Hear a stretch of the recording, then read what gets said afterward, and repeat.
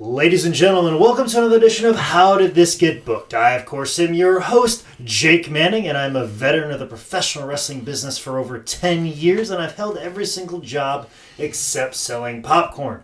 I'm joined by my co-host, my friend, my good buddy, my pal, who came all the way out to my house at the witching hour of the night. I should be in bed. Well, it's very fitting for the show that we'll be discussing. Zane Riley. Zane, how are you doing today? It was a fucking to-do to get here today, Jake. Oh, trust me. A to-do. It was a bit of a to-do to get back from Gastonia today. I had to got to pick something up from her delivery. It was a bit of a to-do. Like, traffic's kind of rough right now in Charlotte. And most of the important roads to get here are all closed down for some reason. Absolutely. So there's that. But I'm here, because somebody has to cancel doing this podcast at the last minute. Well, let's get into that somebody, but we already discussed why.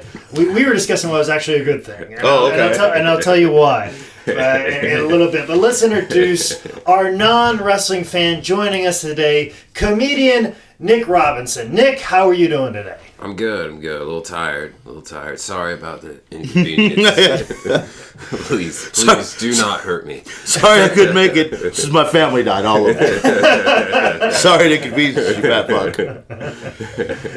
Well, no, like I was telling Nick, I was glad he moved it because as you know, I do a lot of research, so I felt like I needed to watch this in advance, even though I had a full day to watch it on Sunday. After my wrestling show on Saturday night, I sat down at midnight and turned this show on, and it was 4 or 5 a.m. before I finally stopped watching it. So I was very thankful that I was able to just kind of relax on Sunday. It's okay, because by the time you told me that we weren't going to be doing it, I was pretty good and drunk at Renfest.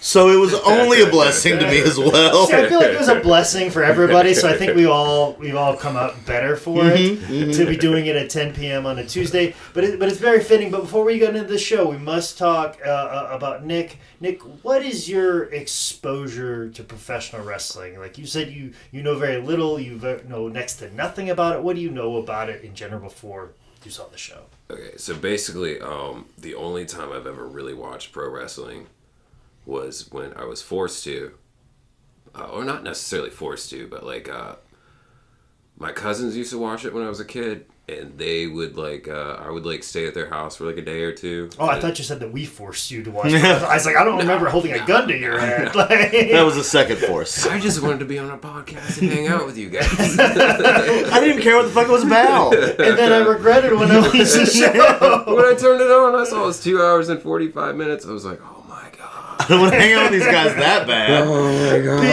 Big fucking whammy. Yeah. Don't worry. Anyway, when we saw it was 2 hours and 45 minutes, we felt the same way. But anyways, your cousins forced you to watch. Or they didn't force me, but they controlled the remotes, and they were bigger than me. And then they would watch it, and then they would be so amped up on adrenaline, they would start wrestling, and I would watch them wrestle, and then they would just beat the crap out of me because I was 5, and they were 13, 14. Oh, no. Yeah. Shitheads, got it. Do you remember any names or specific superstars? I remember, because a few years ago, one of my friends, he is a big wrestling fan, and when you asked me to do this, I texted him, and I was like, do you still watch wrestling? Help me. And he's like, not really, but a little bit. But we would watch some things, or we'd mostly play it, the wrestling game on Xbox or whatever. I forget what it was. The one I always liked was The Undertaker. Okay. Just because he was kind of he just seemed cool. A lot of them to me seemed Say it.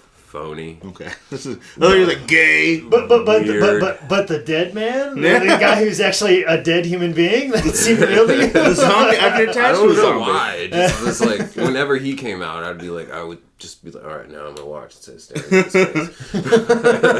This is when the shit gets real. Yeah. They brought a fucking zombie to the ring. Yeah, he was the Metallica or the Marilyn Manson, or Marilyn Manson's a Metallica's a good one. It's a good reference. Yeah, he was the metal, and everybody else was just not bad, but just I really, guys, I just really don't like watching wrestling. Neither do we. It's cool. That's fine. That's why you're on this podcast specifically. Because if you're a big fan, we got no time for you. Yeah. If you just start talking about the Young Bucks, we'd have had to cancel for another night. Exactly. But let's jump into this show right away. Let's go ahead first. Since we were doing this at the witching hour, it's only appropriate that we discuss WCW Halloween Havoc 1991. This took place on October 27th, 1991 at the UTC Arena in Chattanooga, Tennessee. Attendance for this show was 8,900 people. This is the follow-up pay-per-view after Great American Bash 1991, which is also something we've reviewed. So if you want to scroll down, we've discussed that with Raj Kumar. Oh. So this is the next installment. This was actually a requested show from Jeremy. He's been requesting this one for a while, and I said I'd do it at Halloween time. So here we are. Also, another bit of information before we talk about this show is this show aired during the same day as Game 7 of the World Series in 1991. That's where the Minnesota Twins beat the Atlanta Braves, which is a team owned by Ted Turner, which is also the person that owns WCW. So, owns TBS and WCW. So, not a good day for Ted Turner. It's October 27th, 1991. Definitely a red letter day in bad days for Ted Turner. So, gentlemen, what are your thoughts on this wonderful video toaster created intro graveyard graphic intro of this show? Any thoughts? I thought it was corny, but it looked kind of like, I don't know. I just remember the first moments, like they showed somebody like fighting in the parking lot or whatever like that. Oh, the intro, the promo at the beginning, where they had Eric Bischoff interviewing people, and everybody gets valet parking. Apparently. Yeah. And everybody just saying short little things, and Abdullah Butcher showing up, and then of course the attack in the parking lot by the enforcers. Right, the theater of it. Were you hooked then? We're like, yes, this is I'm back in on pro wrestling. I paused it and I was like, I'm gonna need beer. I see how this is gonna go.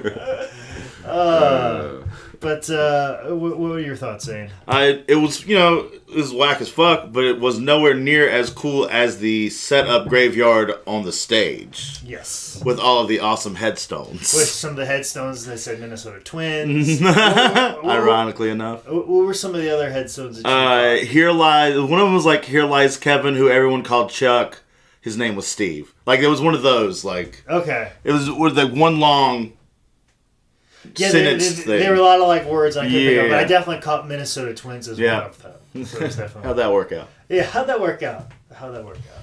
But match number 1, Chamber of Horrors match. We hit the ground running. We're going to show you the match that this thing is named after.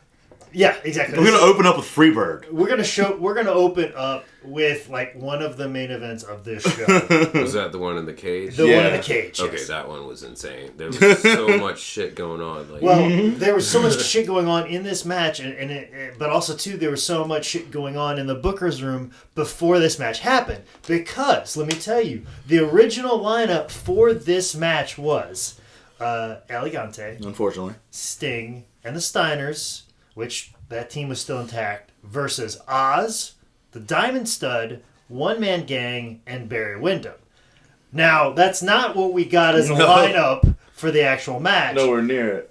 Wyndham was attacked in the parking lot, so he was out. One Man Gang left WCW before this pay-per-view happened. Apparently, he knew this was going to be so bad.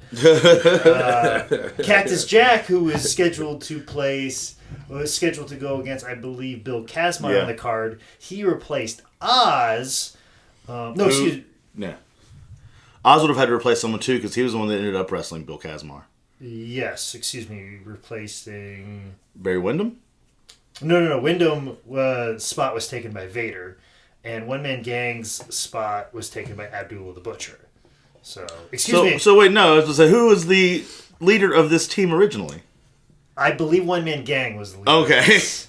And also, too, Barry Windham is a babyface coming Yeah. into this match because he's teaming with Dustin Rhodes, but I think that's something that kind of happened just before this. So like but he was a heel, I believe, for the Great American Bash because Luger was a babyface and then he turned on him. So they just turned Windham babyface. So like we can't have him on the heel team, so let's just injure him.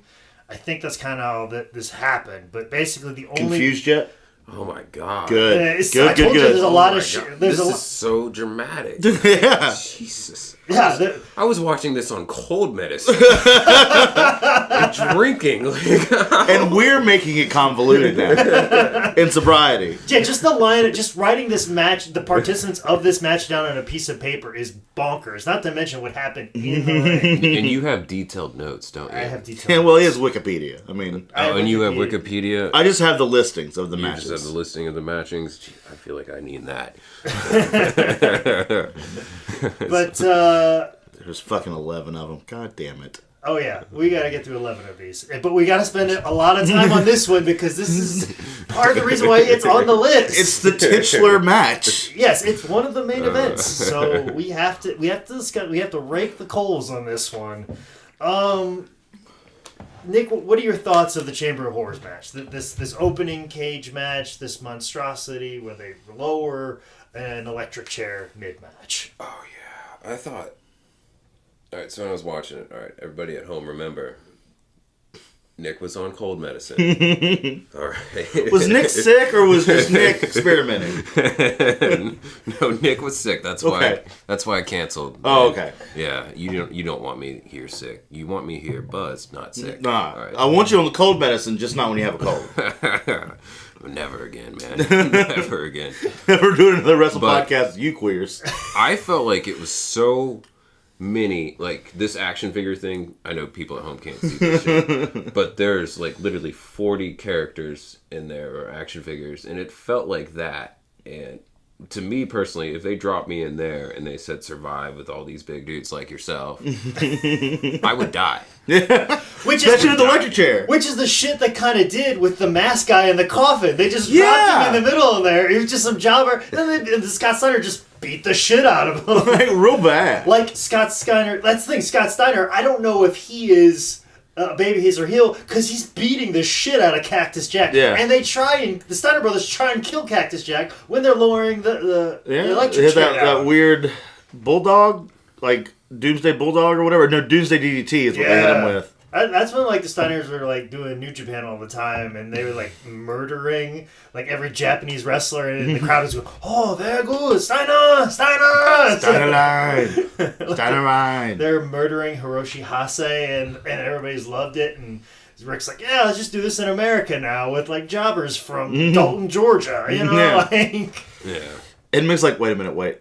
Me? No.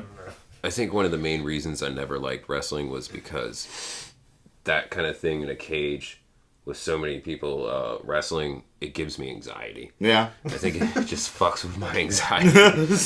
So much claustrophobia, like- just so much dude sweat and baby oil just everywhere. and now you're lowering in an electric chair. Yeah. Imagine it. Yeah. So this is your worst nightmare. Let's pour gas on the fire.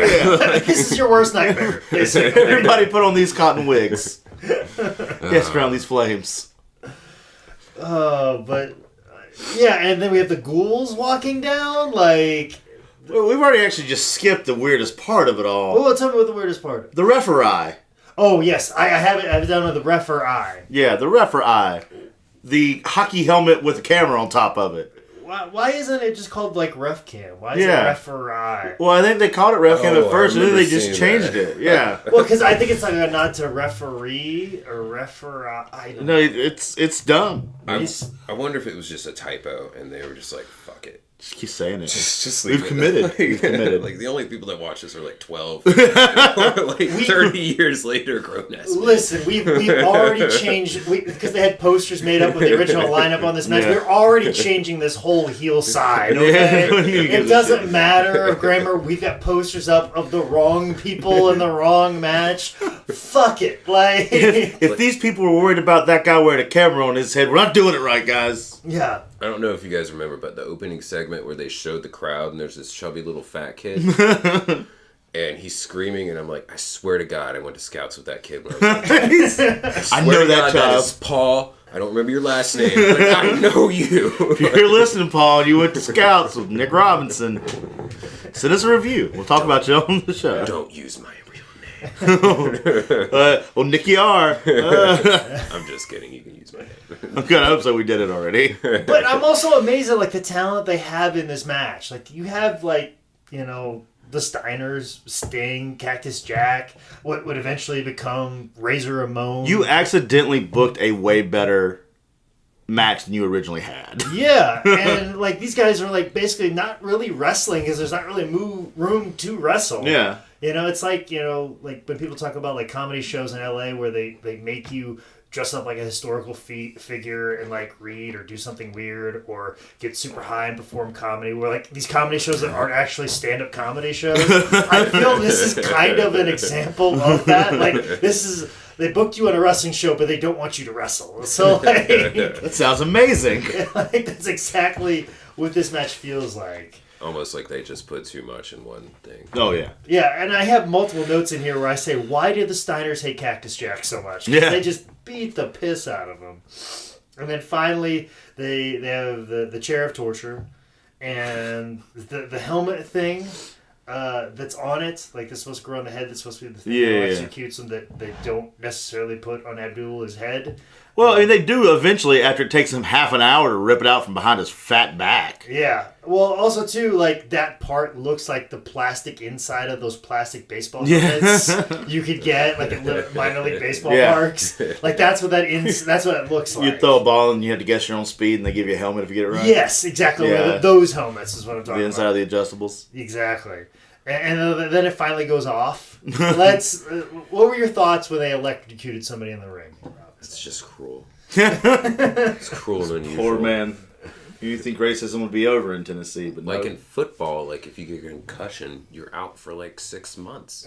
But in wrestling, if they electrocute you, you just go backstage, you do 2 lines of blow, and you're back out there. You got to beat up 8 guys on your way to the back. Yeah. They were going to carry you out. We were going to do you a service. Yeah, while the ring is on fire, too. Like, they set the ring on fire for this thing. Like, how long was Cactus Jack hanging on the side of that cage before he accidentally pulled the switch on his own teammate? Yeah. That was real fun and Yeah, awkward. that forever. Because that's when Abdullah sat on the fucking hat. Mm-hmm. Jesus, I should cut back on the cold medicine. I have no idea what we're talking about. No, you should do more. But and Abdullah just wakes up from being dead. Yeah, real mad at Cactus Jack. And Jim Ross made a mention. It was like he must have thought he woke up in heaven. Like Abdullah's going to heaven. You know? Yeah, come on. And I feel like they missed an opportunity on commentary to say, you know, like, is this heaven? No, it's WCW. It's far worse. like I feel like they missed an opportunity. Well, there. if his name's Abdu, wouldn't he be like reincarnated into something else? He is the madman from Sudan. I don't know what the primary religion Might be. is. It might be Islam. I don't know. Can be brought back as a ghoul? Yeah. I'd like to think he'd be a tiger. He looks like a tiger. I think it's Definitely definitely a tiger. So like since Making this weird, sorry. Yeah, let's go ahead. Let's get all real existential about it. So like, you think he was just going into business for himself to like try to get him and Cactus rebooked, and that's why he started fucking with him on the apron on the walkway? Yeah, I think so.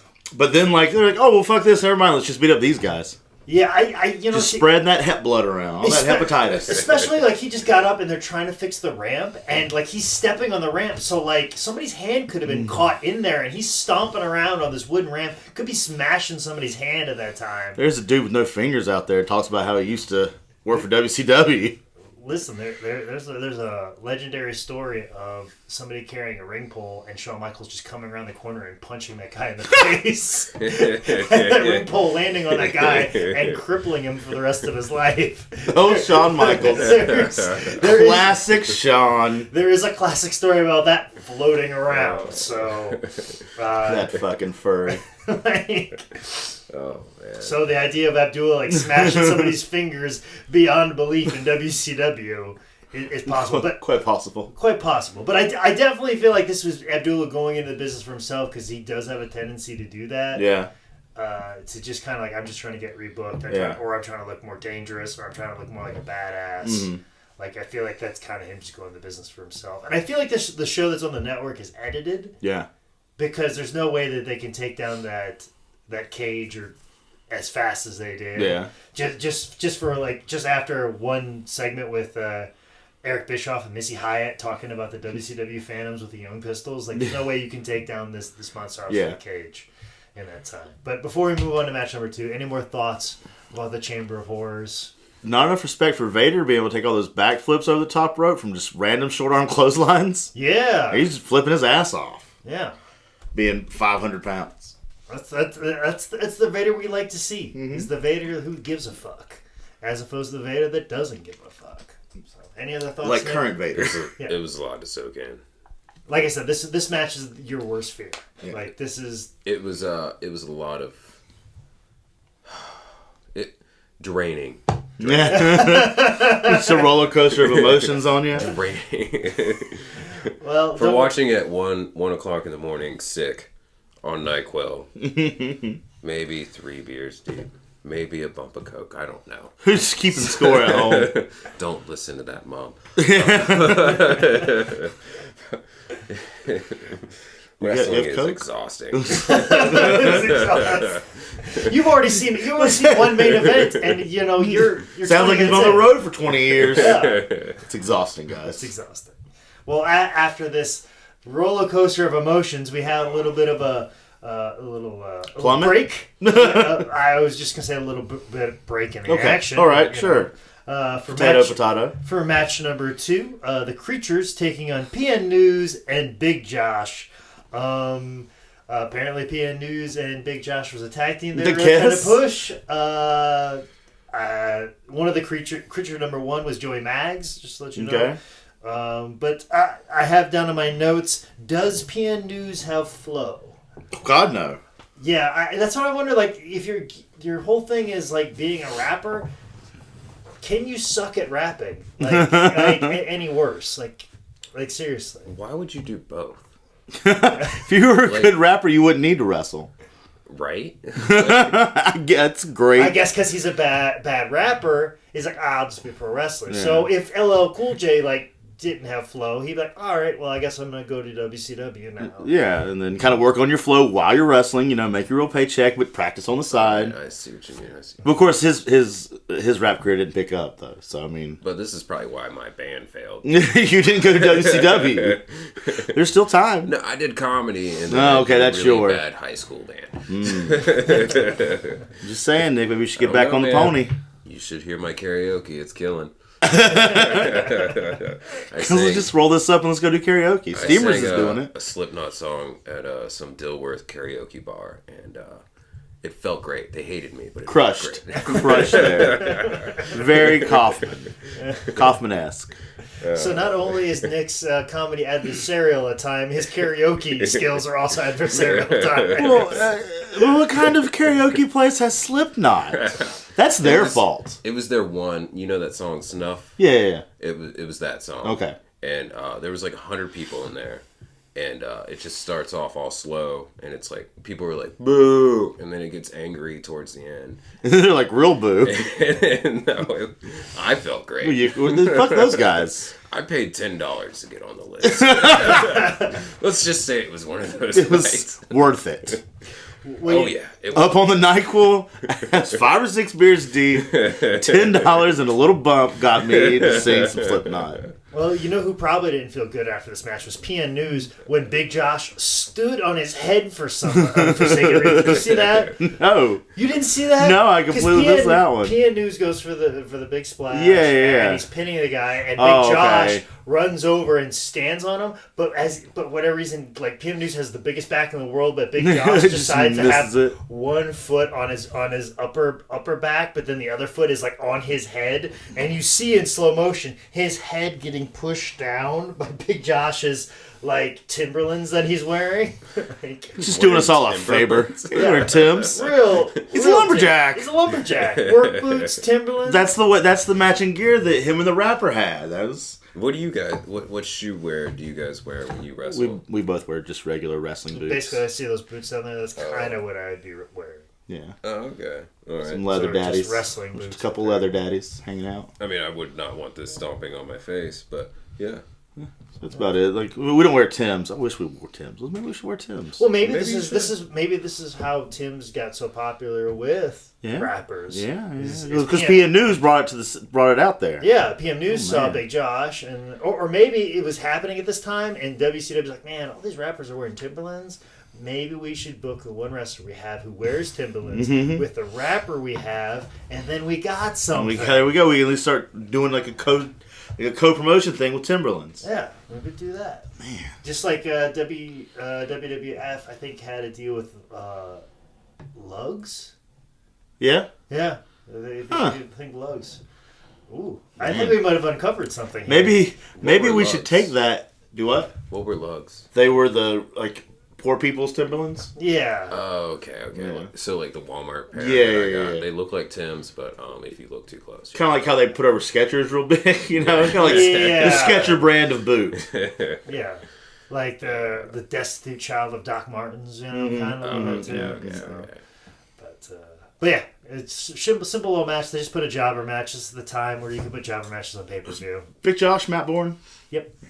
So, he was a clown. yeah, at one time. For somebody else. Match number 3, Bobby Eaton takes on Terrence Taylor with Alexandria York in his corner. Holy shit, Bobby, putting some time in.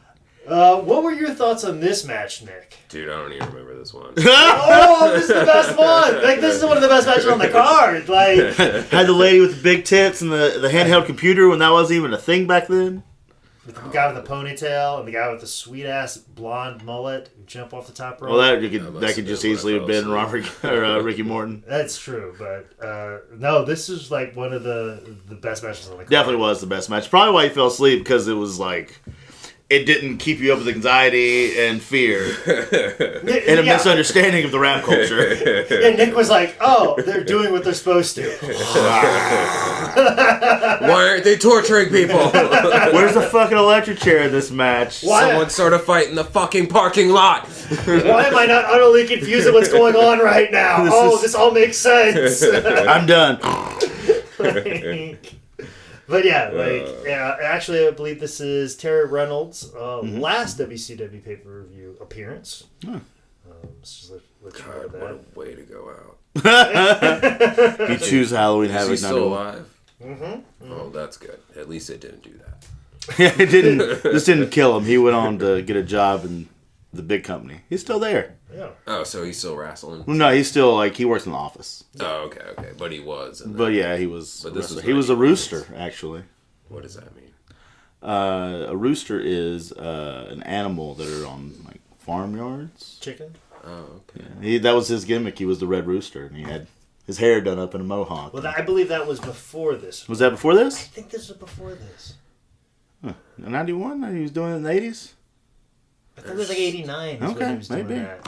Because it was right with Mr. Perfect. All right. Because that was the thing, the old urban legend, they Was flipped the coin. And then, Mr. Perfect could have easily been the red rooster. Yeah, and I think that was all like late 80s when that was going on. This is like him after that. Like this, Why don't you? This whole thing, it was like, do you guys watch Game of Thrones? Yes. Yes. All right, so imagine just suddenly someone makes you watch like a random episode of season 5. Makes you watch the Red Wedding. And it's like an episode with all 50 characters, and you're just like, what the fuck is happening? That's basically what this is the whole time. Uh-huh. This is when the idea of the computer was that they would refer to the computer to let them know what they needed to do in the match, because computers were big at this time. But obviously, this computer is not hooked into anything. Right. So it just makes me Wi-Fi. Yeah, that's things like, how good was the Wi-Fi in the UTC arena in 1991? Like, Obviously, very good. Obviously, Fabulous. Obviously, Probably better than it is right now. yours. Like, probably better than what it is right now. But as a wrestling fan, I feel like this match still holds up as somebody like watches wrestling now. Like, I feel like you can put this out there today, and it's really fucking good. Although it probably wouldn't be on a pay-per-view, it'd be like on Monday Night Raw. But it's really fucking good. Like, my favorite spot is on the apron, atomic drop, hits the ropes, comeback, body slam on the ramp, and then Bobby jumps off the top rope from a splash onto the ramp. Like, that's just fucking unbelievable. Like, Theatrical. yeah, it's so great. I love every bit of it. So, but yeah, they also WCW also does this weird thing where they're filming with a steady cam on the ramp. So it's filmed a little bit differently, but it's like kind of the similar camera that they would use in Rocky when Rocky was running, which that's where the technology was kind of like a selfie pole, but for yeah, not quite, but same principle. So. Okay, I got it. Did you look at It was an 89 year. Okay, I want to make sure. So that way, people that were screaming into their phones know that we know that Red Rooster came first and then Terrence Taylor. So we all know. But what we need to know and we need to discuss right now is match number 4: Jimmy Garvin with Michael P.S. Hayes versus Johnny B. Bad. No, that's it. No versus. With Teddy Long. Teddy Long. Well, it was a very adversarial relationship because Teddy Long looked like he wanted to fight Johnny Bad because he looked like he didn't want to fucking be there. Like, I don't get it, player. Yeah, he's just like fuck this shit because he's been with Johnny B. Bad for a couple of months at this moment in time, and he's just like fuck this shit. Like, I know Little Richard, player. Yeah. So, also, too, I think it's weird, like Michael Hayes, I believe, was supposed to wrestle on this show. Yeah, but he's in the sling. But in a sling, but it's obviously a fake injury. Yeah. Because he uses that hand to punch Johnny B. Bad. So, like, I don't know why Michael Hayes just didn't wrestle. Was there a commission in Tennessee in the early 90s? Maybe that. Or maybe No, there's never been a commission in Tennessee. Maybe he was just so high he forgot.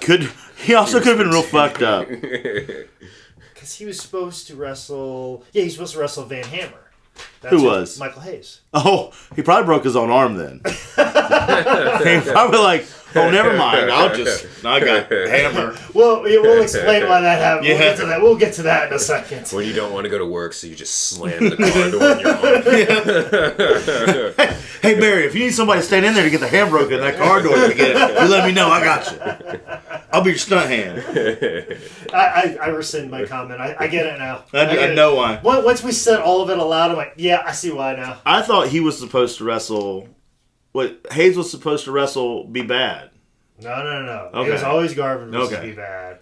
But it was supposed to be Hayes versus Hammer, which, judging by that match, we see why... I don't think I'm going to wrestle today. Oh, man. This might have been... Was Michael Hayes on the booking committee? I would hope so. I would hope he would book himself injured not to have to wrestle him. That's the only way it makes sense to me.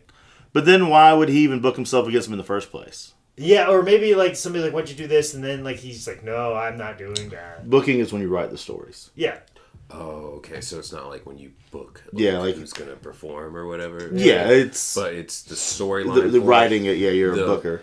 I've always thought wrestling, and I've heard it before, but it's a male soap opera. Yes. Mm-hmm. And this is one of the writers of that male soap opera. And, the man with a nice feather mullet. Maybe that's why I don't like wrestling, because when I was a kid, and this is going to make me sound like a pussy, but my mom used to watch Days of Our Lives and all that bullshit, and I would watch it. Yeah. And, Young and the Restless, Bold and the Beautiful. Yeah. I was Young and the Restless guy.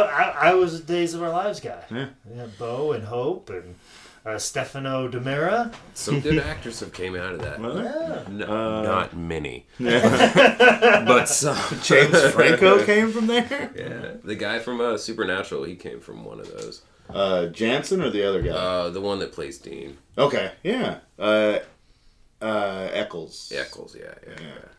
They even have an episode where they show him on it. That's right. Yeah, I binge watched that whole series very recently. 4 times. Yeah, that's such a good show. It's bad. But no, not the show's bad. My addiction. How your addiction to it. So, bad. Side note, Jake, just do whatever it is you do. I'll go over my notes. Yeah. So there's a new movie on Netflix called The Babysitter. Uh-huh. And it was done by Mac G. They did all of it. the other night. Phenomenal. I liked it. I love that fucking movie. I enjoyed that movie was so good. Yeah. She was so hot. Right? She was killing those people. Yeah. I was like, oh, baby, please kill me. Let me go next. Her and that Asian girl. It's like yeah. And the dumb cheerleader. What a good movie. This has been another episode. How'd this get made? All right, are YouTube peanut heads done? Because, Can we talk about anything but wrestling? Because I aim for it every show. Don't worry. Because they refer to Teddy Long as peanut heads. A lot. I always heard stories about Teddy Long getting treated like shit. Yeah. In WCW, especially as a referee, like guys were like, go get me a sandwich. And just being real dickholes to Teddy Long, and that's why, like, he's very well respected. Like someone like a Bradshaw, I was like, no, you don't treat him like shit. He was treated like shit years ago, and it was a right then, and you damn sure not going to do it now. You can't do it now in 2017. Yeah, like especially when Bradshaw's like, I just need a reason to hate people. Yeah. And then if you fuck with Teddy Long, even more. There's my reason. But yeah, Teddy Long, always a good guy. This match was fucking awesome. This was probably be minus Van Hammer. This was my favorite match. You mean this was a Jimmy Garvin one? Yeah, man. There's some shit in there, brother. You mean where like he almost like kills Jimmy Garvin with some flip off the top? Yes, exactly that. About the same match? My favorite part was the double leapfrog noggin knocker. Okay, that was good. That was phenomenal. Okay, especially if you set that up right, where one guy does the normal leapfrog and the other guy does the Jake Roberts leapfrog, and then at the end bring them both together, and that's why you actually have a double down, not just a fuck up like it seemed there. Yeah. Well, I think it was fine enough. I love that. I had to rewind it, and I was like, okay, I see that. Totally. I watched it a few times. But no, like, I don't know if Johnny B. Bad's supposed to be like the good guy. I could not figure that out whatsoever. I think the Freebirds just went in business for themselves. Yeah. Hence why Michael Hayes like, no, I'm not gonna wrestle Van Hammer, and guess what? We're baby faces tonight. And we're gonna cheer for the Braves in Tennessee. Yeah, which does work. I guess. So I mean, it's far enough away from Minnesota, so it's closer to Atlanta than it is Minneapolis. Yeah. So I guess you're right on that call. Do you guys think that like wrestling fans and baseball fans are like the same kind of people? So there were people like switching back and forth between the World Series and wrestling. In this show? Possibly, and another thing is too, you have to keep in mind is the Braves were on TBS, which is also where WCW is aired on a regular basis, and a lot of times those Saturday games would go right up until 6:05, or a rain delay would happen, it would get preempted or whatever. Yeah, however it goes. Right. So like, there's a good chance you could just turn on TBS and you would be a fan of the Braves and WCW wrestling. Because you'd watch them all. You just watch them all. 90s must have or you'd watch it a night game after, or whatever else. So there's a good chance that you probably watched both, or you cross over to both, or you were a fan because, like, I watched the Braves win, and now I'm going to watch wrestling now. Yeah. Or I watched wrestling, and now I'm going to watch the Braves. This is what, 91? I was, 5? So you remember. So there's a bit of a crossover there in a sense. So, but not enough to not sell this place out with 8,000 people. What? Yeah, that's true. It's still a hefty crowd. But then they cut to the back of Missy I would kill to perform in front of 8,000 people. I would kill both of you right now. I don't know how. I'd fucking manage. You've seen the babysitter. You've got ways. Nick's like, I would kill 8,000 people just to perform. That would probably be easier because I could plan that out. But like, even just like smacking Zane and him not like beating me to death would be an accomplishment. I mean, we can make that happen. That's a new please don't hurt me. That's a new Brewster's Millions. No, you have to murder. You have to murder a million people. Wow. To help a million people, or 100 million. Which people. is a movie that I feel we have vastly needed a remake of. We've remade so many other movies, but we can't do Brewster's Million. I know. Come on, man. Come on. We can get. They're remaking The Breakfast Club. I heard Jesus today. Christ. No. Yeah. With this generation. No. They're all going to be on their phones in detention. Yeah, of course. It's going to be 2 hours. It's going to be a very dull movie. Yeah. Somebody's going to get an HJ in the library.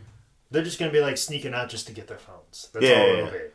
It'll be like a 15-minute movie. Let's just find a way to steal our phones. Or let's find a way to get on these computers in the library so we can check our Facebook. It's going to be all of like 15 minutes. Hopefully it's the same principle, though. Yeah. Is he still alive? What's up? I think so.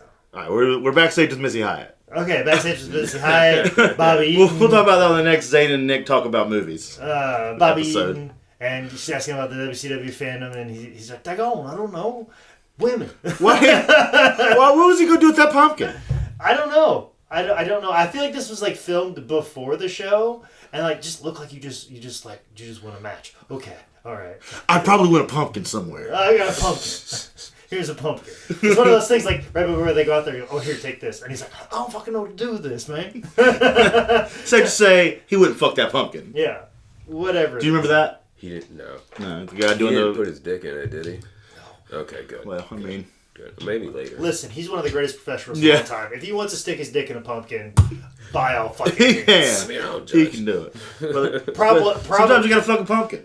cause less harm than Ric Flair. Okay? Ric Flair fucked over 10,000 pumpkins. Yeah. It's a statistic. To get another 10,000 pumpkins. He's the literal Brewster's Million. Yeah, he is. That's him. You gotta fuck 1 million pumpkins Yes. to have pie the rest of your life. I'm just really glad the special you made me watch was pre-Suck It era. But speaking of Suck It era, match number 5 is a TV title match with two guys that were prominently featured in the Attitude Era, with Steve Austin with Lady Blossom taking on Dustin Rhodes. Dustin, who is a 20-year-old man at this moment in time. What are your thoughts on this match? You're basically seeing Stone Cold Steve Austin before he's Stone Cold Steve Austin. Before he did movies, like The Longest Yard. Before he became who he is. Yeah. Yeah. I don't really remember, but I'm sure it was really awesome. See, this takes my place for just the thing after. about Stone Cold Steve Austin is he's always been an icon. Like, even though I don't like wrestling and hardly have ever seen any of it, I know who he is. Yeah. He's a household name. Like The Rock, almost. Yeah. You know, The Rock and everything. He's on the same level Yeah. as Rock, except Rock's now into acting and all that. Yeah. Like, I mean, The Rock is pretty cool. Yeah. I mean, if he runs for president, I might vote for him because, you know, anything's better than what's going on now. Yeah. But, like... Bobby Eaton holding a pumpkin would be better than what's going on right now. Oh, Bobby Eaton would be the most, like, generous man. Women, right? And he'd be the last person to want it. Because I remember one time somebody put Bobby Eaton in charge of a locker room. And it was one of those big super shows where they booked all their buddies. And there's like 30 guys on the show. And Bobby was like sweating profusely. Like more so than he was in this match. He's like, oh, I don't know what to do. Is this okay? And like he didn't want to upset anybody. He didn't want to tell anybody what to do. He just wanted to wrestle his match where they put him in charge of the locker room. And he was like, I don't want anything to do with this. I want to go home. Yeah. Where's my pumpkin? I gotta go. Where's Pumpkin? Pumpkin. Pumpkin! She's front row with a wig, lipstick. Why didn't he just smash it on someone's head? That's what I would have done. That'd been cool. He I just mean, knocked that- this lady out with a pumpkin. There you go. I mean, pumpkins are pretty heavy, though. Yeah. Like, you could probably kill a man with one. Oh yeah, one good place. Well, they probably would have got colored off, just like Dustin and Steve doing this match. Kind of surprising there. Also, too, Dustin was like making his own counts, which was super fucking like weird to me, and also too was throwing me off on where the referee's count was. So I imagine if I was Steve Austin, I could have almost lost when this is supposed to go to a time limit draw. Like that the counting by Dustin was like a big. It was throwing me off, and I'm surprised Steve wasn't like, hey, knock that shit off. It was probably the cocaine. Yeah, it's definitely. I like how he tries to get Lady Blossom to get in the ring at the beginning, and she just doesn't do it. He's like, ah, fuck it, just keep walking then. Fuck it, I'm just going to give you all my money because you came up with Stone Cold. Fuck it. This is I'm going to tell the story about how you came up with my name, and then I'm going to give you a whole bunch of money years later. Fuck it. This is where I first realized that, was it Gary Michael Capetta or whatever, was wearing that weird Lion Tamer's jacket. Yes, he was. Real sparkly Bret Hart coat. It's the first time I realized that. Yes, he was. Anything else to say about that match? It's my. It was good. You can't really shit on it. No, it's great. Yeah. Can't say anything other than it was great. But you can say something about match number 6, which is Oz taking on Bill Kazmaier. Nick, does the name Bill Kazmaier ring a bell to you at all? Do I owe him money? No. If you did, you wouldn't be alive right now. Or he might be off the hook. Is he alive? I don't know. You might have to look that up. All right. I'll be the deaf guy here. I don't mind. Well, you have to be, because we've acknowledged people that are alive that they're dead, and people that are dead that they're alive.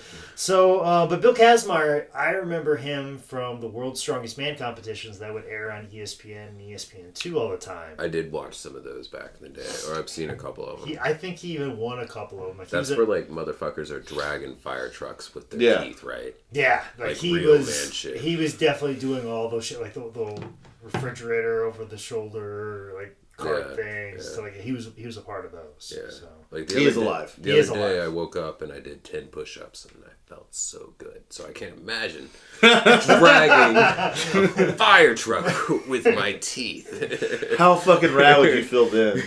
Oh man, Just fucking nine. joy boner. Just... But yeah, this was Bill Kazmaier's foray into professional wrestling. This is his first WCW pay-per-view. Mm-hmm. Of course, Kevin Nash, who's playing Oz. I would love to talk to my buddy Kev and be like, hey, what are your thoughts on the match with Bill Kazmaier? Because I gotta believe that Kevin Nash has to be like, like that's got to be what his thought on because he was in the Chamber of Horrors match. He was fine. Yeah. He was safe.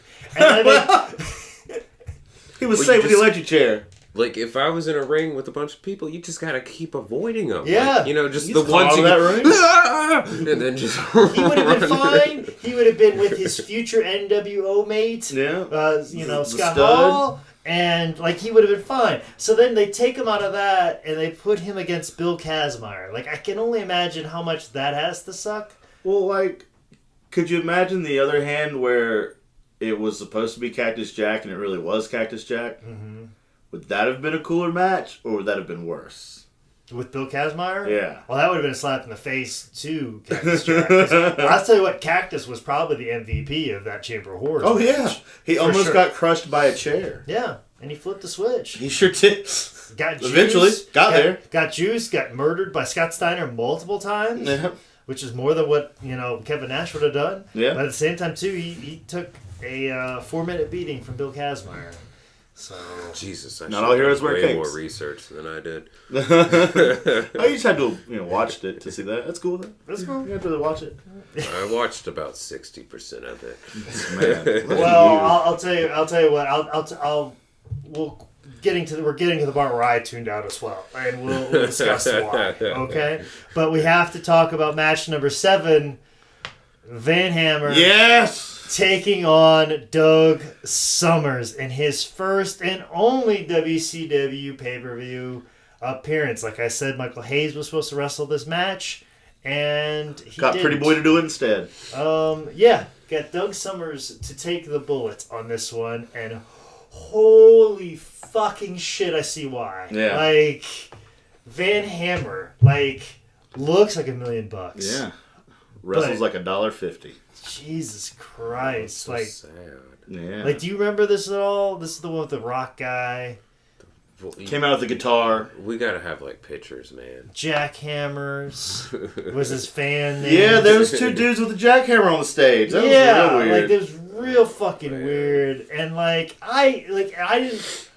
We did an interview with Van Hammer, and I remember watching that. I'm like, oh, he's a pretty cool guy. So you met him before? I've met him before, yes. And I was like, he's a pretty cool guy, and I don't remember him sucking all that bad. But of course, I was watching him in the mid '90s on WCW Saturday Night, which would be 5 years after this. And I was like, oh, he's not so bad. But this is was he in his prime then, or was it? Well, supposedly this was his prime. This is when he was at his hottest, and holy fucking shit, is he bad. He fucked up the first spot, and there was, really aggressive whip, and just... Yeah, almost killed that guy. Yeah, he literally almost just killed Doug Summers. I don't know if, Doug Summers all right, finish now, get me out of here as fast as possible. Please, God, save me. But aren't you guys supposed to make it... That's Van Hammer. Oh, Lord.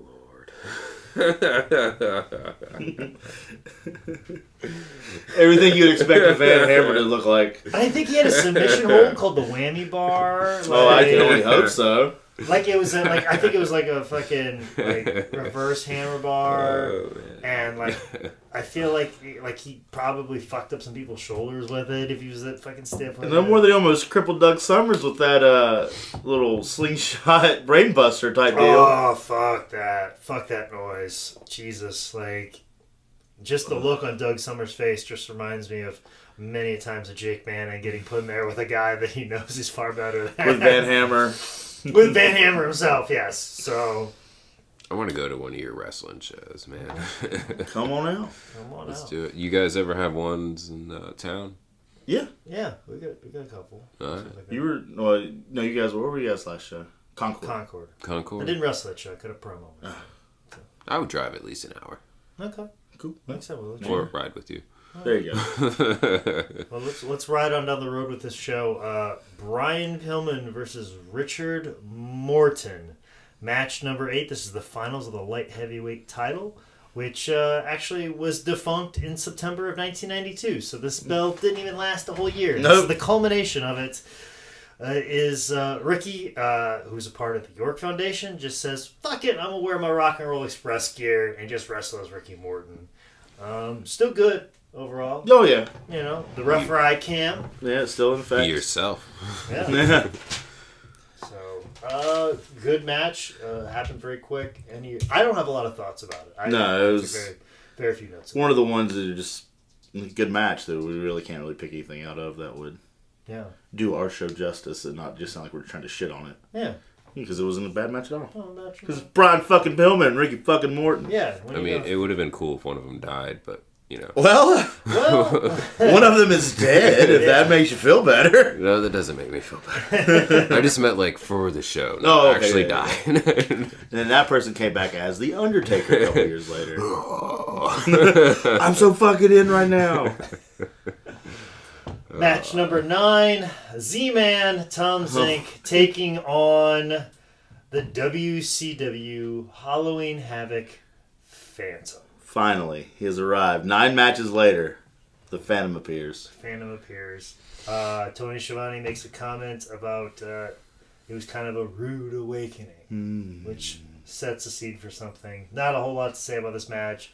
Job the fuck out of Z-Man. Beat the shit out of him real nice. Guys that are like have their profile pictures on Facebook where it's just like a crotch shot of them in trunks. I guarantee love this fucking match because they love Z-Man and they love job matches. So like this is appeasing them on all levels of their sexual pleasures. All the bones for this match. People can say whatever, but that's what this match was wrestled for. Oh, of course. Do you guys feel like a lot of times that the winner is picked already? I feel that way every time because it is. Because it is? Yeah. It's not real? Are you fucking with me? I'm just fucking with you. Yeah. I just say, it's like kind of how I start my set every time that you've seen me before. Like, in case you guys didn't know. Impressive. I couldn't stand for that if I was a wrestler. There's somebody out there that doesn't want you. How about like the fact that it is determined and you're told to lose all the time? How about that? I got a present. I couldn't do that. That would just drain me emotionally. Like if, say, because I'm a comedian, right? So in a way, it's not like wrestling. It's not, but not physically, but emotionally. Of course. You both know because you've dabbled in comedy and you're still dabbling and. You call it dabbling? Yeah. I mean, I'm still dabbling too. I'm 7 years in. Like, I'm on a podcast in a side room. Let's not kid ourselves. Right? Just throwing bombs. Like what I tell people, we fake fight in our underwear. What the fuck are you talking about? I'm not on This Marion's is a legit studio. I put fucking soundproof foam on the walls. Yeah, there's okay? You put it on 2 walls. It's 1 piece on that one, there's 2 over there. That's 2x4. That's 2x4 piece. We still get complaints on how this sounds, but fuck you, okay? Hey, I'm 1 more beer away from your girlfriend saying, hey, tell Nick to be quiet. but like what you're saying with comedy, like it's almost like somebody walking up to you and say, "Hey, we're having," or we go into like the comedies and when they do their comedy battle things. And them walking up to say, "You have to have a bad set. This person has to have the best Go set." there and bomb. Right. So you have to bomb. They have to go over. Imagine being told over and over again, "You have to bomb. You have to bomb. You have to bomb. You have to bomb. You have to bomb." They don't have to tell me that. I can do that on my own. I've been doing this for 7 fucking years. Just tell my ex-girlfriend to call me. That's all you gotta do. Give me a little jar before I go out there. Or put something in my beard. Whatever. Hey. Moving right along. We've only got a couple more segments we're going to discuss. Match number 10, WCW World Tag Team Title match. The Patriots taking on the Enforcers. The Patriots consist of Todd Champion and Firecracker Chip, and the Enforcers consisting of Larry Zbyszko and one of the greatest professional wrestlers of all time, Second Larry Zbyszko. Arn Anderson. So, I completely was, you know what, I'd consider myself a bit of a wrestling historian, but there are points in NWA and WCW that I'm unaware of just because I didn't know WCW existed until like 1994, so I had a lot of catching up to do through the years. I was completely unaware of kind of the existence of Todd Champion and Firecracker Chip. No clue whatsoever. And the fact that they were U.S. Tag Team Champions as well. I was raised on WCW and do not fucking remember them. I watched this pay-per-view. Yes, I vaguely have heard the name over the years. Curtis Thompson, Firecracker Chip. He's also a Charlottean in a sense. I think he still lives in Charlotte from what his Wikipedia says. And he was a former Mr. North Carolina bodybuilder. Supposedly he works for JetBlue these days, according to his Wikipedia. It's a good job. No shit.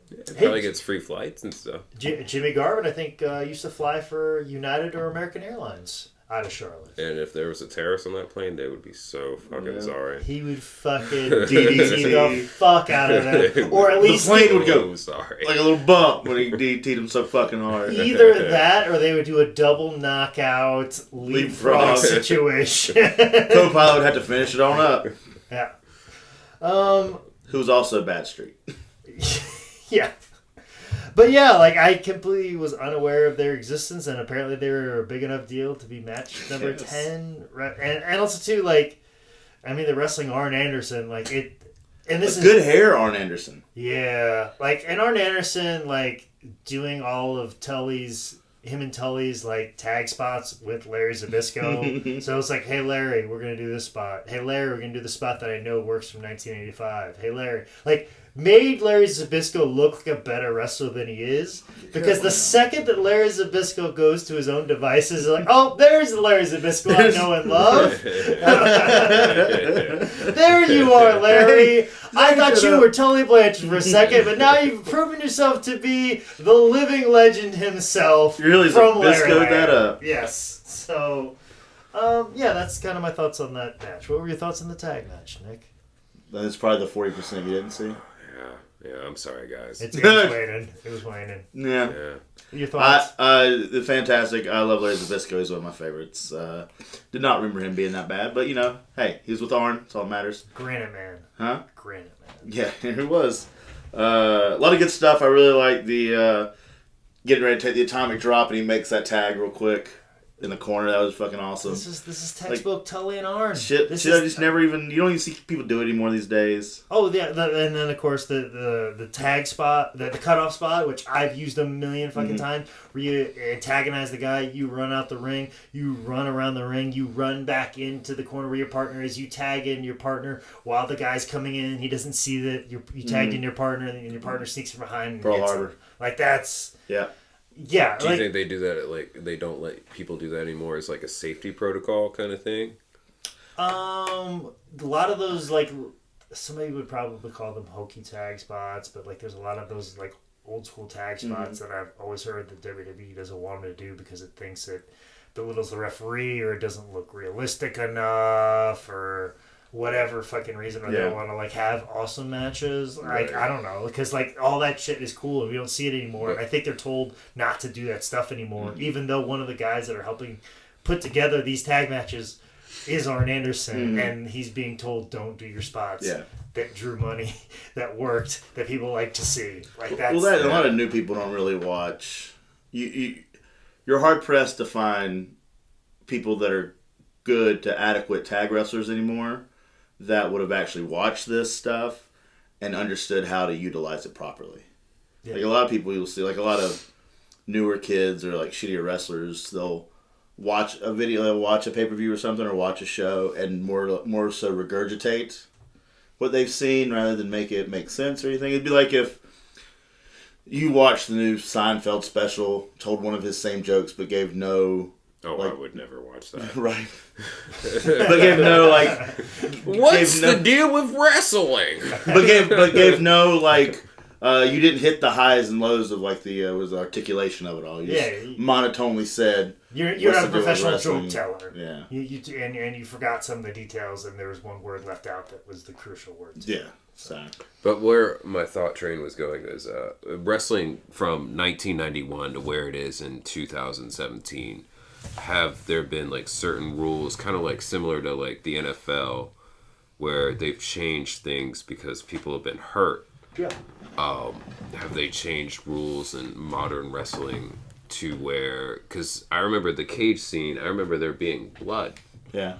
And the wrestling matches, it looked like real blood. It was. I don't know if it was nosebleeds from too much coke, or if it was nosebleeds from like getting punched in the face. A bit A, bit of B. It could have been both, but like that's what I was going on. Have they changed things for? A big thing is like the sight of blood that the referee will put gloves on, or they'll stop the match. They'll change the canvas. They're required by OSHA since they're such a big corporation to do so. At least WWE, if there's any type of blood, they have to change the canvas.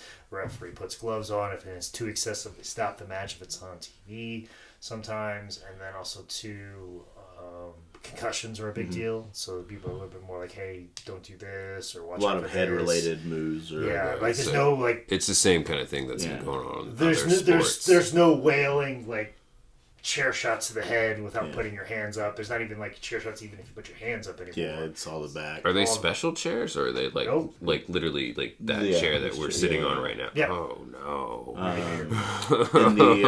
In the performance, I don't know if they do it so much anymore. I know they did as of like a couple years ago. When you first start at the Performance Center, you have to wear like a helmet till they feel that you can bump, is what you call it when you fall down. When you can bump adequately enough and safely enough, they would make you wear a helmet. Learn how to fall properly. Yeah. Okay. Which to me, I think would fuck you up even more. Yeah, right? Because just bounce your fucking... Because it's that little movement... Jarring your neck more. Yeah, because that helmet's going to hit... hit the mat where like you might only tuck your chin this much where nothing would hit, but like that helmet's gonna stick out further. Now you've got an extra. And then at the same time too, it kind of pushes your head a little bit forward off of your fucking spine. Yeah. Like I took Taekwondo as a kid. Yeah. I did it for 7 years, and the only thing I learned out of it was how to fall right. Yeah. Oh, I can't win a fight. But we would practice falling, like someone would just push you and you would learn to brace yourself. And last night I might have had too many beers and I slipped going down the stairs and I just fell, and I was just like, because those instincts came in, and it just came, and I think it just came from my instructor being an asshole and just constantly pushing me. Just pushing you down. Taekwondo was great for alcoholics. Like, it really is. Got to see that? I'm 18th Spider-Man. We used to say this all the time. Me and my buddy Charlie Dreamer, another wrestler, we used to say all the time when we watched basketball, we'd see guys like these basketball players, they get their legs taken out from underneath them, and the first thing they do, they put their wrists down and they'd be breaking their arms and their wrists. And we'd always be like, no, if those guys just took it like a bump, if they knew how to fall, they'd protect themselves and they wouldn't be fucking up their wrists or fucking up their arms or blowing out their elbows. They just take a little bump on their back, and then like they might have like something wrong with their ribs or their whatever. Oh, but it still hurt. It would still suck. It would still suck, but you're not gonna miss more than a game, you know what I'm saying? As opposed to like your season's done because you just landed your elbow because you put your hand down and you're a 7 foot tall 215-pound power forward. Yeah. Like, we saw many. I just slipped on a slippery step, like going down the steps of my friend's apartment, and I just Caught myself. Yeah, that's one thing that pro wrestling's really taught me is to be able to balance and brace myself and protect myself. And if you're in danger, like, oh, just roll through it. Like one of those things. just hope an electric chair doesn't come down. Yeah. Yeah, just hope to God the Steiner brothers aren't trying to push an electric chair on top of me. Yeah. That's just the goal right there. Surprise, motherfucker. Got you good, you bitch. Speaking of surprises, we figure out who the WCW Phantom is in the next segment. Eric Bischoff is out there with Paul E. Dangerously, who is suspended, and brings out Medusa with him. And this is Medusa's first WCW pay-per-view. And the unveiling of the WCW Halloween Phantom proving to be Ravishing Rick Rude. So, yeah, that happens. That's great. That's awesome. Rick Rude's in fucking WCW. What is he going to do in WCW when he's there? He goes after Sting? He goes after Sting. I believe he wrestles Flair when Flair comes back. Okay. So he's there for a couple years. Oh, he's there for a a while. He would eventually go back to... No, is it ECW? See, he hurts his back in Japan with a match, I believe, with Sting, because he took a bump on the outside, and very similar to what I was trying to explain with the helmet.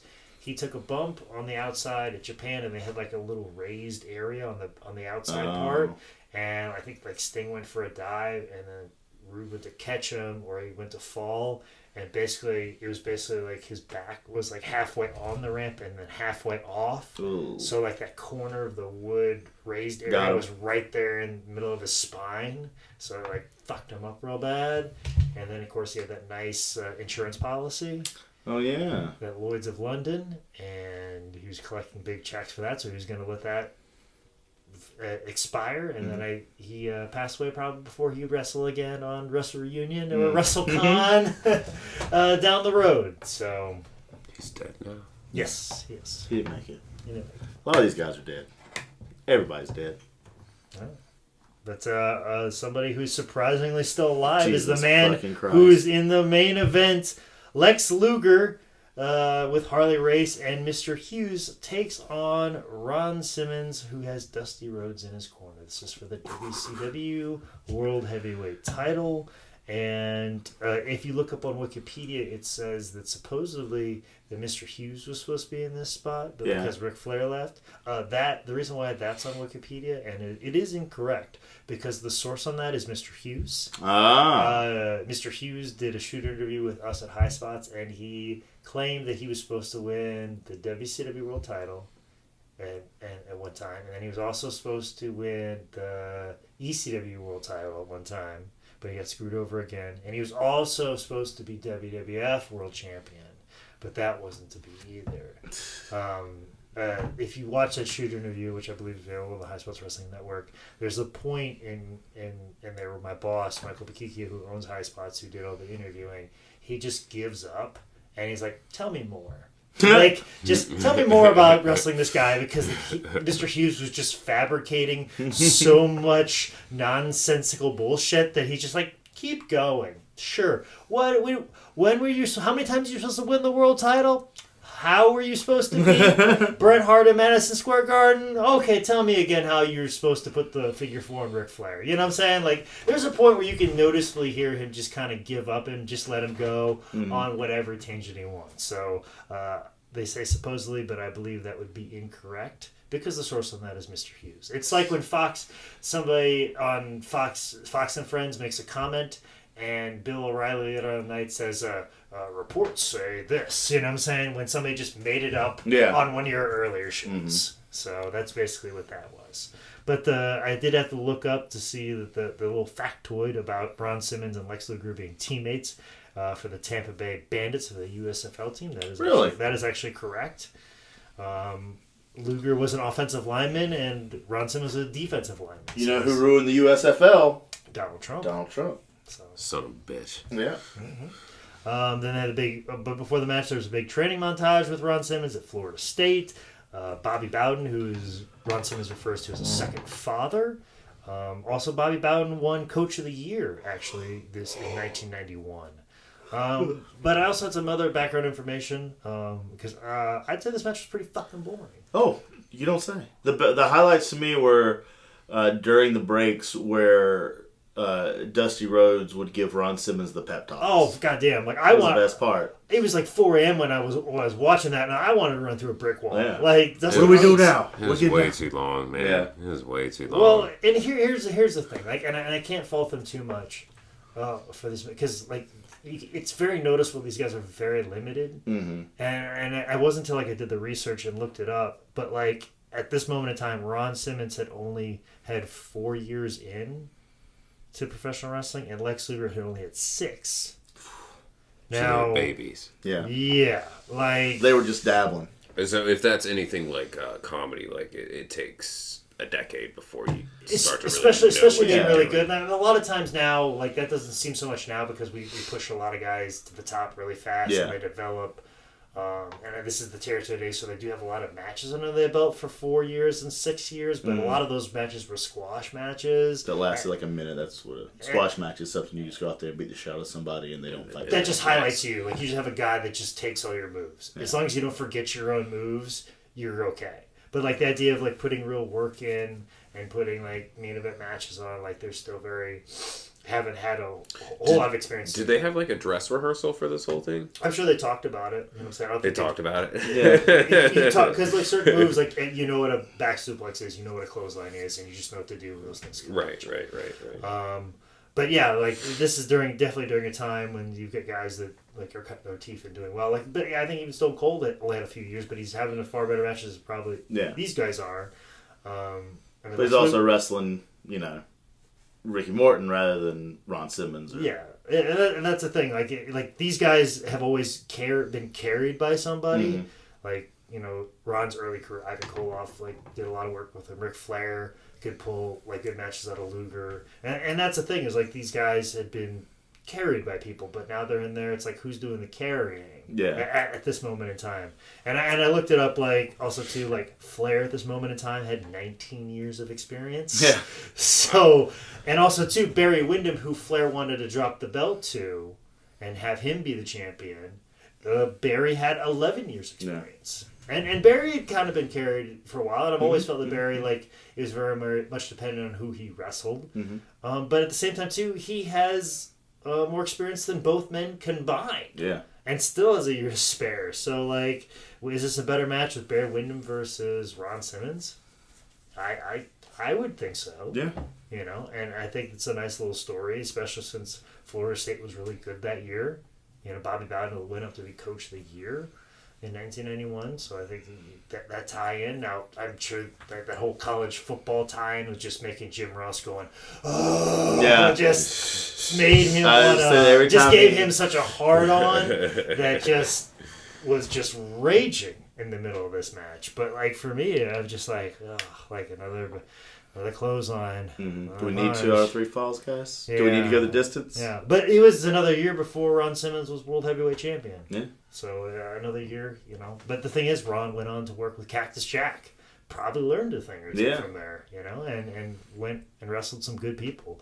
And then beat Vader for the belt. So, but I pretty much checked my social media the entire time during this match. I'm pretty fucking bored with it. Yeah. So I just really just ready for it to be done. Well, listen, I'd already seen all the rest I wanted to see in the Bob Eaton Terrence Taylor match. Yeah. The Steve Austin Dustin Rhodes one, that was a good little, like, second helping. Ricky Morton, Brian Pillman, pretty happy with that. I'm like, all right, I've already seen enough good wrestling, so let's go ahead and wrap all these other ones up. Yeah, pretty much. I was looking at it, I'm like, oh, this match is only 1 minute and 30 seconds. Let's just hurry up and get through this. Like, I was gonna leave the main event. I'm glad I just gutted my way through it and just listened to it. It didn't help that I got hooked on a new Netflix show during the middle of watching this. So. What you watching? Mindhunter. Oh, it's pretty good. It's smart, unlike what we're talking about. Well, let's go ahead and wrap this whole thing up in a nice little ball. Just kidding. Like I said, love how passionate you guys are about this. Like, you know, I can tell. Like you guys have named like 50 names, and out of those 50 names, I recognize like 4 of them. So it literally is like you've jumped into season 5 of Game of Thrones. Yes, and I have no idea. I just know who the midget is and the mean girl who sleeps with her brother. Her name is Missy Hyatt, and the guy the midget is Eric Bischoff. So I'm just curious on that. But overall, as a show, what are your thoughts, Nick? Very interesting, very theatrical.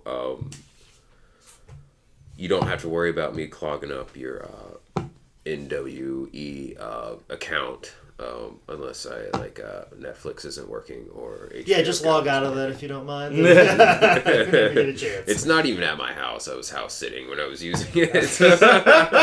Some poor family. And it's actually the cousin that made me watch wrestling with him. Oh, that's so he might full circle. Maybe Mitch, if you listen to this, I'm sorry, he won't. No, none of my family cares about my comedy. Okay. But maybe. But next time I'm there, I'll log out for you. Gotcha. Okay. Call him. Hey, I need to log out on something. Don't ask any questions. Do you pay for that? Yeah. Oh, sweetie. I'm just messing with you. I really don't give a shit. It's on. It's on. There's far better stuff on there, I promise you.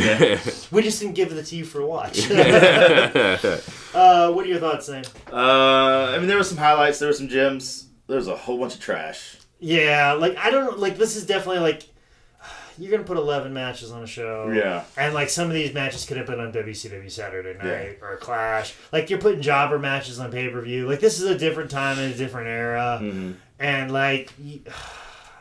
you could have took not that we want to see half of it. You could have took Z-Man versus Phantom. Yeah, well, you could took Z-Man versus Bill Kazmaier or Z-Man versus somebody else, or you could have took some of these jobber matches and pieced some shit together into actual matches as opposed to just having these matches that guys are going to lose or have these matches that go less than 5 Z-Man minutes. wasn't necessarily a jobber per se. No, he wasn't. That's the thing. That was like, weird that he just jobbed out to this Phantom guy.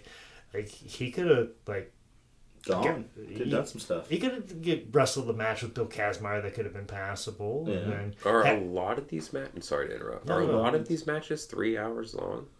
The pay-per-views? Yeah. Nowadays, they all are. Yeah. But there was some that were 2, and then we've done other shows that are hour and a half. Okay. But for pay-per-view wise, mostly 3 hours. Well, I mean, how much would it have been? You would have been paying... You would have been paying what? $40-$50. Oh, yeah. And then the VHS tape could have been just as much, or even $60 in some cases. Yeah. That was an era you see ads in the magazines where VHS tapes for $50. Yeah. So this was been in the 90s. That's probably why I never got into wrestling because I couldn't afford it. Yeah. Got to the bottom of it. There it is. This is why I don't like This is wrestling. on ABC or Fox. But any other thoughts before we wrap this up? Thank God it's over. Happy Halloween. Happy Halloween. Thanks for having me, guys. But before we get out of here, Nick, you have a live microphone in front of you. You want to plug anything? Social medias, shows coming up. This is going to be coming out this Thursday. This Thursday? I don't really have anything going. But my name's Nick Robinson. You can check me out on Instagram. Nick Robin Your Ass. Bunch of memes and stuff, and I promote shows on there. So thank you for having me. Sorry I was ill-informed. I feel like I let you guys down a little bit. You did not. I definitely got out of you a lot of what we wanted. We had a lot of good Netflix conversation on this podcast. Yeah, we appreciate that. We'll exchange some movie ideas here later. Yeah. Nick and Zane talk movies. Well, maybe we'll have him back for a movie. There we go. Oh, that'd be good. That'd be a good one. You want to keep his attention. Now we know. Zane, what about yourself? This weekend, I have wrestling at a comic book store on Saturday. I don't know what one. It's in Winston-Salem. Okay. Then I'm going to leave there, and I wrestle in Winston-Salem at the Home and Garden building at the fairgrounds for AML, Eye for an Eye. And then leave right after that to go to Gainesville, Florida to wrestle at Fest Wrestling. I will also be at Fest Wrestling, but before I get there, I'll be wrestling for Wrestling Revolver this Saturday. And then I guess I'm going to be with you for Big Time Wrestling in November. November, yeah. In November 4th now. I don't know. I just saw that it's like a 6-hour drive. Might get sick that day. Oh, you might get sick. Okay, so I'm back in charge now because Northeast Wrestling got moved to December 1st. My next all-organic comedy show is November 22nd, and I'm also going to be at the Comedy Zone in Lake Norman on November 11th. And then December 2nd, I will be opening up for JJ Jimmy Walker. Dynamite. Dynamite. And I will point at you and say dynamite. No, but I'll be at the all-organic thing, and that's on my birthday, so please come. There you go. Bring all the cough syrup you can find, guys. All the cough syrup. The good stuff. The stuff you got to show an ID to at the pharmacy. No cough syrup. No cough syrup. And speaking of good stuff, reviews. Oh. Normally we would probably just tell you about Ryan from Digital Men Podcast, but no. We got 2 more reviews. What the fuck is going on? The offer always stands. If you write a review, we will say your name until somebody else writes another review, and 2 people jumped in on it. So the first person is DPOJ. Double printing orange juice. Left a nice little to the point review. Say likes the host, likes the concept, think it's funny. I appreciate you, DPOJ.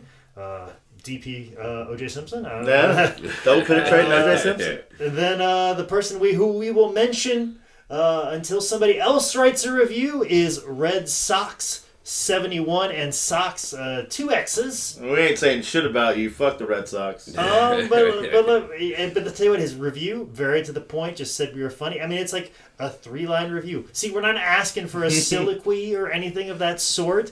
You can just say, hey, Jake Manning, one of the best professional wrestlers I've ever seen. Zane Riley, fairly mediocre. Funny. It's like Florida, or it's like Raleigh all over again. Hey, you're Caleb, you're awesome. Hey, Jake, you're hilarious. What other? You're Zane Riley, right? Yeah. Cool. Funny podcast, and also Red Sox 71 also put hashtag fuck Vader. So Okay. if you just have those elements, I'm a great wrestler, Zane's alright, funny Zane's podcast, hashtag fuck Vader. That's all you need to write, guys, and we'll mention your name. Red Sox 71, you'll be the name that I will read at the end of this podcast until another review comes in. Like I said, if you have a podcast that you want to get out there, just like Ryan did for quite some time, but I can't mention him anymore because Red Sox 71 is the name that I will mention every single time we do a podcast until somebody else writes a review on iTunes. But also, too, guys, if we have any corrections, make sure you tweet me at ManScoutManning or email me at jake@sslshow.com. Make sure you log on to the website, howdidthisgetbooked.com, for more information about upcoming shows and previous shows. And also my personal merch is there, as well as How Did This Get Booked t-shirts. Also, to make sure you subscribe on iTunes, Stitcher, Google Play, YouTube, SoundCloud. And please leave a review on iTunes, like I said, so we can continually list your name, much like Red Sox 71. Ladies and gentlemen, this has been another edition of How Did This Get Booked? Woo!